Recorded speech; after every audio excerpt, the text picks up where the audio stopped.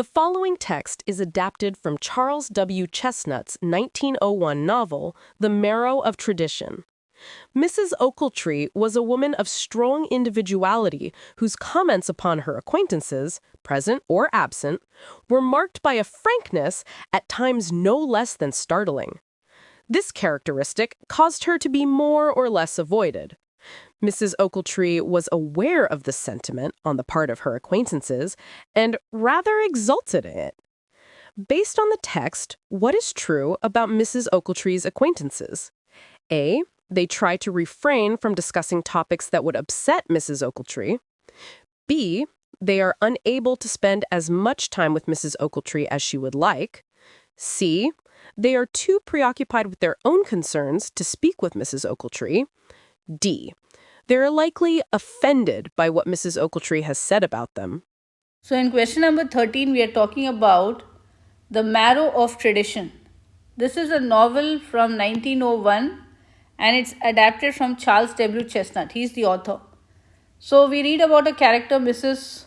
Ochiltree. She was a woman of strong individuality and whose comments upon her acquaintances, present or absent, were marked by a frankness at times no less than startling. So she was very frank about her acquaintances. Whether they were present or not, she was giving very frank comments about them.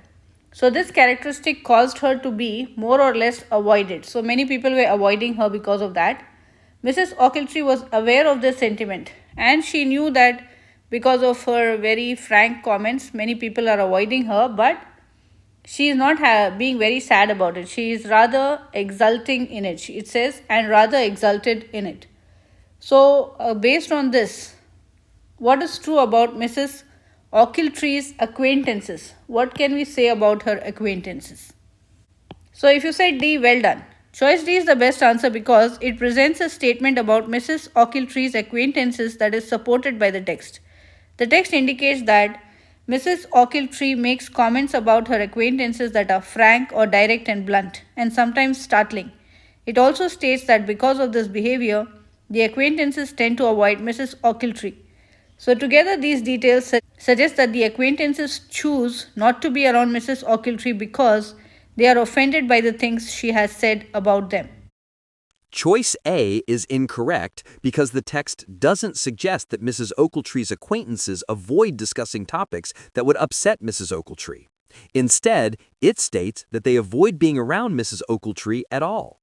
Choice B is incorrect because the text makes it clear that Mrs. Ochiltree knows her acquaintances often avoid her and is pleased about it. She rather exulted in it, not that she wants to spend more time with them.